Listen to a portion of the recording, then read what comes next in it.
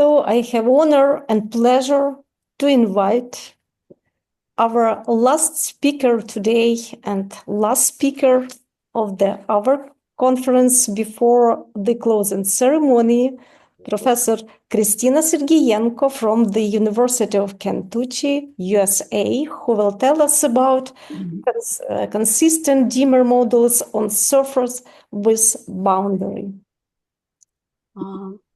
Thank you very much. Let me start sharing. Do the view.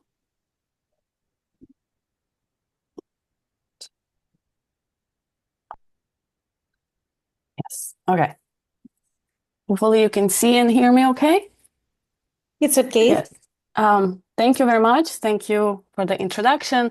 And I would like to thank the organizers for the invitation and to speak here. And it's really an honor to me and, support Ukraine and the mathematics in Ukraine in a small way. So let me get started. Right, so this is a joint work with my student, Jonah Bergeron. And if you want to see more details, it appears on the archive. And I want to tell you about these consistent dimer models on surfaces with boundary. And I'll explain what all of these terms mean. And so let me start with an overview. So first I'm going to tell you what these dimer models are and the motivation for studying them, which really comes from physics, and then the associated dimer algebras, which record the algebraic information of their combinatorics. And then we want to study dimer models that are consistent. So that's a certain nice property of these models that has appeared in the literature, and we sort of generalize it to all surfaces with boundary. And then lastly, I'm going to talk about some applications to cluster algebras. All right, so there'll be lots of pictures here. So a quiver Q is just a finite directed graph. So I have some vertices and some arrows. And then a dimer model, so that's our main definition. A dimer model is just a quiver that is embedded into a compact surface and such that the following holds. So let me maybe do it in a picture instead. So it's a quiver embedded in the surface, and the quiver consists of these cycles. I have these oriented clockwise and counterclockwise cycles that are all glued together. And what is the condition? The condition is that if I look at the cycle in the surface and I look at the interior of this cycle, then this is simply connected. All right, that's really the condition. And the cycles should have length at least 2. And so here's an example of a dimer model on an annulus. We have the boundary on the outside and on the inside, and we have our quiver. And this is a dimer model on a torus, for example. And so I really identify all of these 4 points. So as a quiver, it just has 1 vertex and 3 arrows, which go from the vertex to itself. So it's a single vertex with 3 loops attached. And the surface and the face structure will come in later as well. So that's really important. Okay, so that's what dimer models are. So where do they come from? Dimer models were first introduced in physics to study phase transitions in solid state. So, okay, let me just give you sort of a heuristic understanding of what that means. So a dimer, what that means is just a compound formed by a union of 2 simpler compounds. So you can think of a molecule formed by 2 atoms. Okay, so where am I supposed to see this? In this quiver picture. So in our example, if I start with this dimer model, what do? I can construct a dual graph of it, where I put white vertices or open circle vertices in the clockwise faces, and the black vertices in the counterclockwise faces, and then I connect them with an edge if the 2 cycles share an arrow. So I get this black and white graph, so here, and what happens is what I can look at is perfect matchings on this graph. So perfect matching is a collection of edges, which is so this is a bipartite graph. I have a collection of edges which connects a black vertex to a white vertex. And it's a perfect matching if every vertex is is in exactly one of these edges. And so what this tells you, again, remember, think of white and black particle circles, vertices as different types of atoms, and then the perfect matching gives you how these two atoms bond together to make a molecule, and then these different types of perfect matchings meant to tell us about the different states of the compound formed. Okay, so that's where this kind of comes from. But in the physics literature, dimer models have really been only studied in the case of tori, and they are highly studied in that case, and they're also related to quiver gauge theories. And then on the other hand, in the math literature, really dimer models have only been studied in the case of disks, and that's because they're closely related to something called cluster structures appearing in the coordinate ring of the Grassmannian. So you have the tori literature, we have the disk literature, and in both of these cases, we want to look at nice models because these nice models so satisfy some additional conditions called consistency. For these, you can prove some properties. Okay, you can go further. And so the idea of this project is to study consistency, to unify these two worlds, and study this notion of consistency for dimer models on general surfaces with boundary. So what I mean is, so a disk is you can think of it as a sphere with a single boundary component, and then an annulus would be a sphere with two boundary components, and then you can think of a tori and have some boundary components on there as well. Okay, so that's what we were talking about. Right, so a dimer model, this is just a quiver, a combinatorial gadget, and to that you can associate something called a dimer algebra, and this now lets you translate some of the combinatorics of the dimer model into an algebraic setting. So, okay, first I want to introduce the path algebra. So given a quiver Q, I can create a path algebra. So C is the complex numbers over C. So what is this? By definition, it's a vector space over C, where the basis is given by all the paths in Q. And now, how do I multiply these elements? If I take two paths and I multiply them, so if I concatenate the two paths, if I get an actual path in my quiver, great, that's the multiplication, this new path, otherwise it is 0. So for example, if my quiver is just 1, 2, 3, and the cycle, alpha, beta, gamma, that's my arrows, then the path algebra CQ has bases, all the paths. So E1, E2, E3, you think of this as constant path at the vertex 1, so it's really the trivial path. I'm not moving anywhere, I'm just staying at vertex 1, similarly for 2 and 3. And then also I have the path alpha, which is just given by the arrow alpha. I have the path beta, path gamma, and then I can start composing them. So I have path gamma alpha, alpha beta, beta gamma, and then I can do more and more and more. So this is actually an infinite dimensional algebra. And the multiplication, as I said, is concatenation. So if I multiply alpha times beta, well, I can compose them. So great, I compose left to right. So the product is this new basis element alpha beta. If I do it the other way around, beta times alpha, it doesn't make sense. Beta times alpha, and so the product is 0. So this is a non-commutative but an associative algebra. Okay, and now given a dimer model Q, I can associate something called a dimer algebra to it.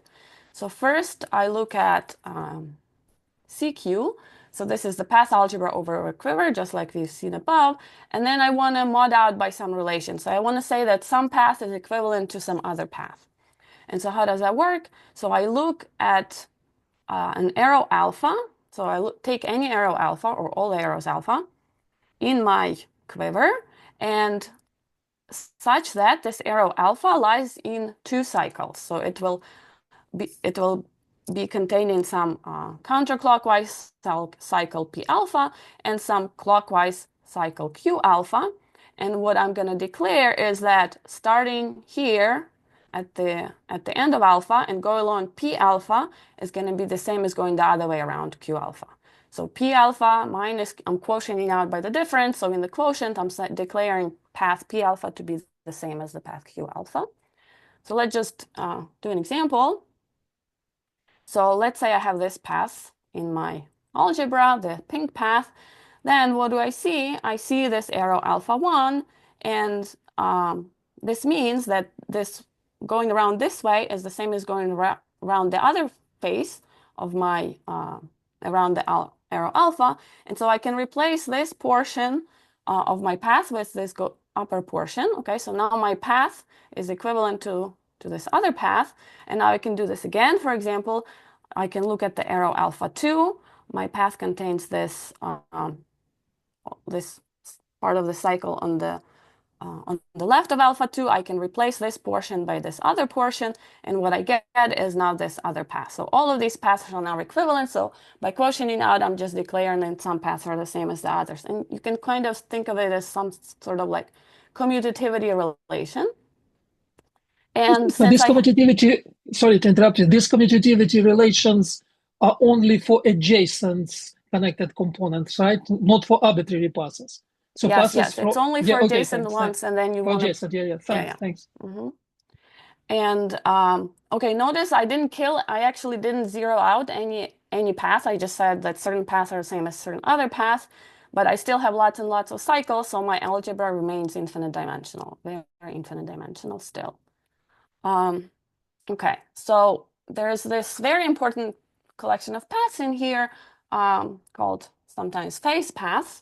So for each vertex of the quiver, I can associate a path which just goes once around a face containing this vertex I.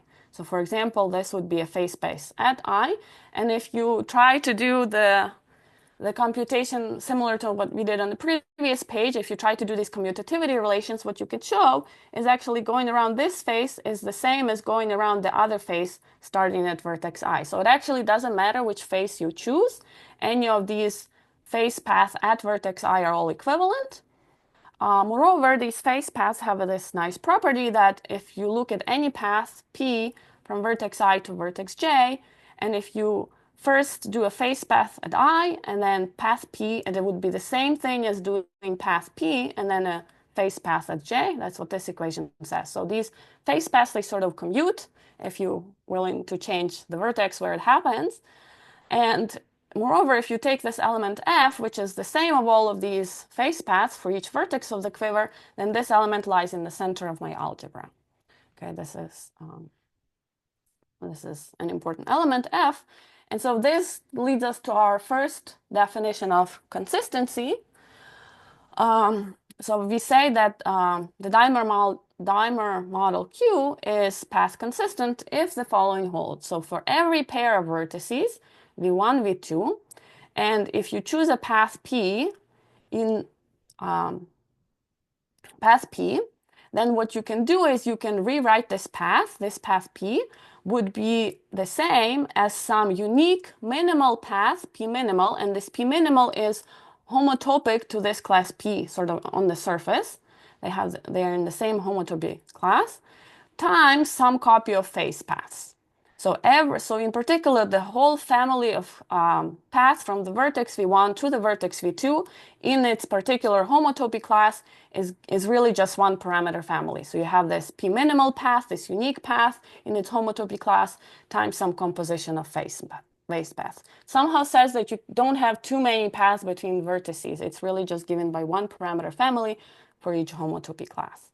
And so sort of like an example of how this works is if we have this path Q, which we had before, we said that it's the same as this path on the boundary and then this phase path. So you would think of this as being P minimal, and this is some phase path, okay? That's the idea. And so if this happens for every vertex V1, V2, this is path consistent. So it is a nice condition for proofs and things, but it's not so easy to maybe state. Okay, so here's another condition of consistency. So we say that the dimer algebra is actually cancelative if you have these cancellation laws. So if you have a pair of paths, AQ is equal to AP is equal to AQ, and these are non-zero, then you can cancel the path on the left and actually get that P is Q. And similarly, if you have PA is QA, you can cancel A on the right and get that P is Q. So whenever this happens for all paths, you're called cancellative. So that makes sense. So just again, picture, if you have this P and then you prolong with some arrow alpha, for example, Q, prolong with arrow alpha, and then actually P and Q are the same. Okay, and here's the last definition of consistency. So I need some more combinatorial transformation. So given a dimer model Q, to it you can associate something called a strand diagram. So what is a strand diagram? Strand diagram is a curve you can draw kind of along the arrows of my quiver, and such that you always turn maximally left and then maximally right. So these are also sometimes called zigzag paths. So if I start with an arrow, I'm going to start my path here through the center of the arrow, and then I'm going to turn maximally, in this case, left, and then I'm going to turn maximally right, and then maximally left, and so on. And so eventually what I would get is you would either get a cycle, or you would get, if you have boundary, you could get something which starts and ends on the boundary. So let's do it in our example. So I'm going to start on the boundary here. I'm going to start with this piece of path, and I'm going to turn maximally left, no, right, then left, right, left, right, and this is it. This is where you stop. So you can only really continue if there's another, I would only be able to continue if there was another face on this side. And since there isn't, I don't go again into the same cycle. So I stop.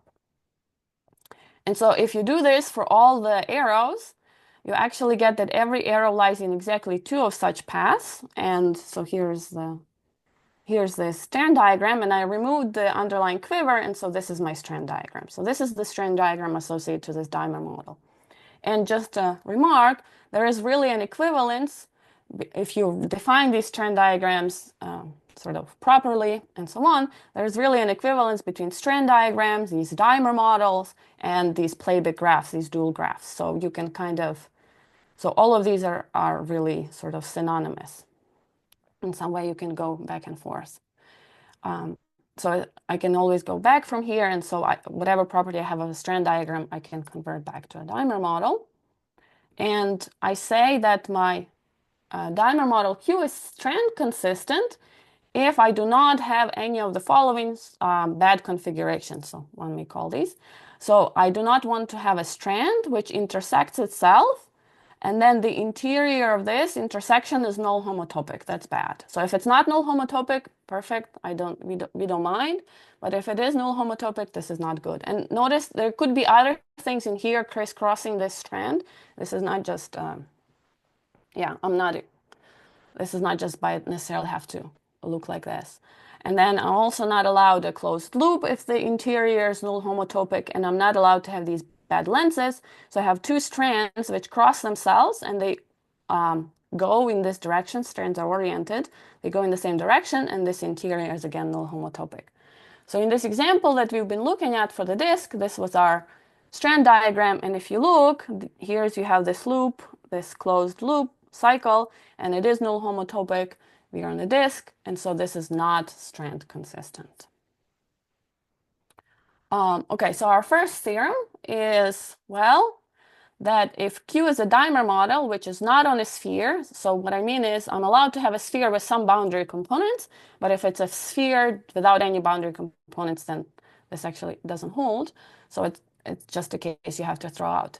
Then the 3 definitions we've talked about actually all equivalent. So the dimer model is path consistent, this homotopy condition, if and only if the dimer algebra is cancelative, this very nice and easy condition, if and only if the Q has the strand diagram is consistent. So you don't have these bad configurations. And so the last thing is very nice because it's... So basically, sorry, in this theorem you said that you consider compact with boundary. So boundary is non-empty, right? No, so boundary may be empty apart from the sphere. Okay, thanks. So the torus, physics, the torus case was without any boundary. Yeah, thanks. Thanks.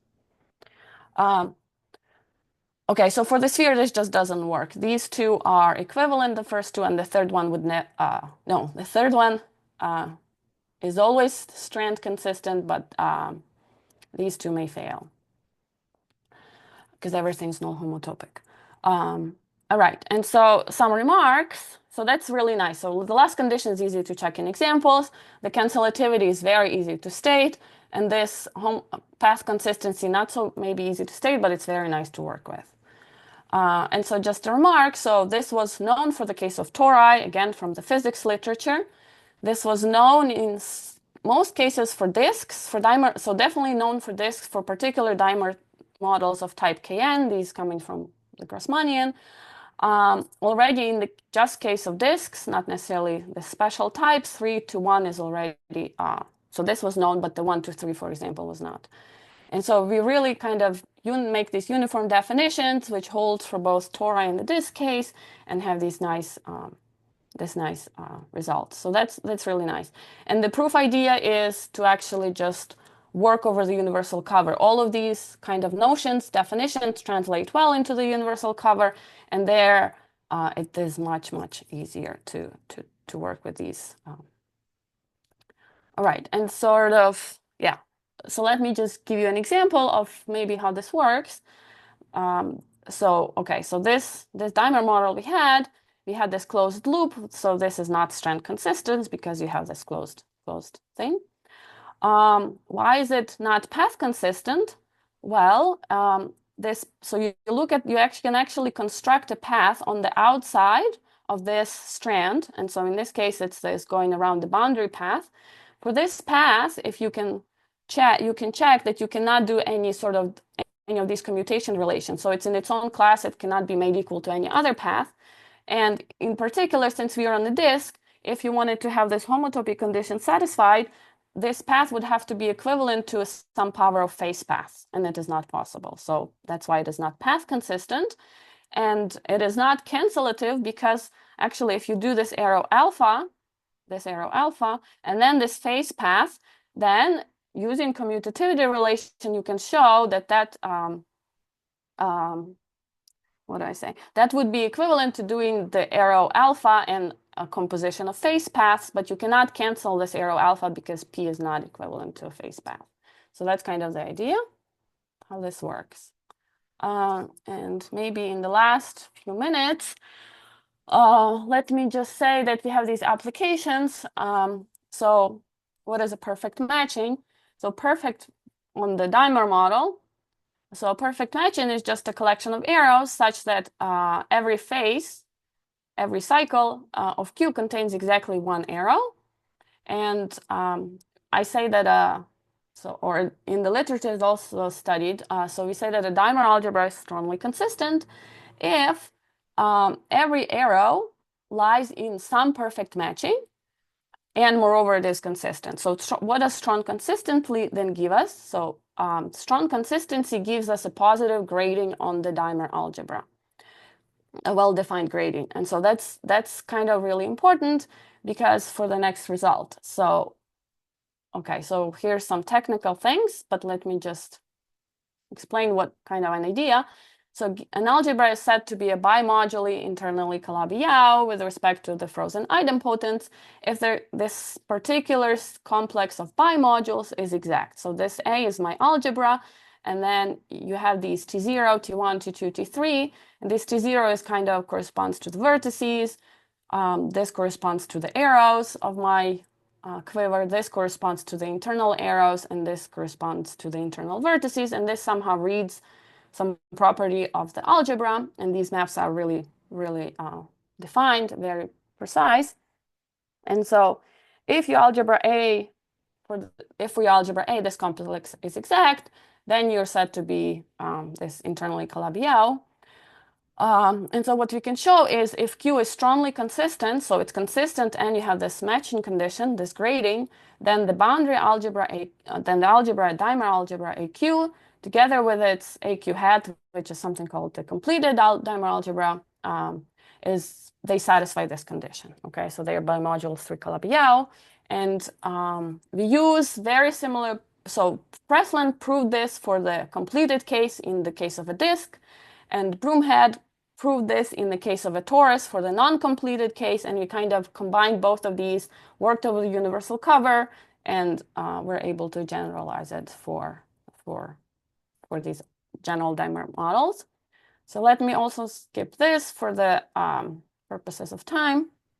Another thing I want to say is you also have something called the boundary algebra, where it's a subalgebra of my dimer model, which only consists of paths at the boundary. So for example, if this is my quiver, then the quiver of the boundary algebra, I just look at the vertices on the boundary and I only look at paths between them. So for example, this arrow, okay, that's still an arrow between the boundary vertices. On the other hand, this used to be a path, but it factors through this internal vertex. My boundary algebra does not see internal vertices, and this is sort of very small. You cannot deform it to anything else, so it gives me an arrow between the boundary vertices. Okay, so it's some sort of subalgebra of the dimer algebra, which only lives on the boundary, only sees the boundary. And sort of a direct corollary of this, the fact that you are 3 Calabi-Yau, is the following. If Q is strongly consistent, okay, I don't want my quiver to have loops or 2 cycles. This is, again, technical condition for cluster algebras.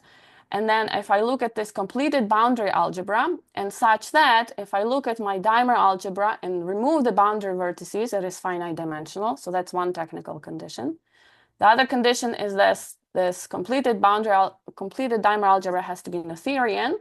Then what happens is this Gorenstein projective submodules of this over this boundary algebra. So it's some subcategory of the module category of these boundary algebras.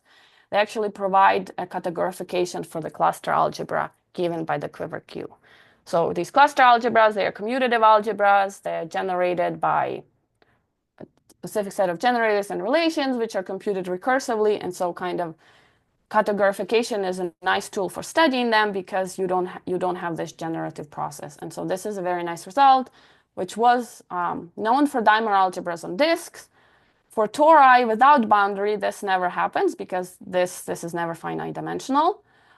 We do have examples for NLI which satisfy these conditions, so I think that'll be very interesting to study what that would correspond to, what type of cluster algebras they categorify and things like that. And I stop here and дуже дякую. Thank you very much.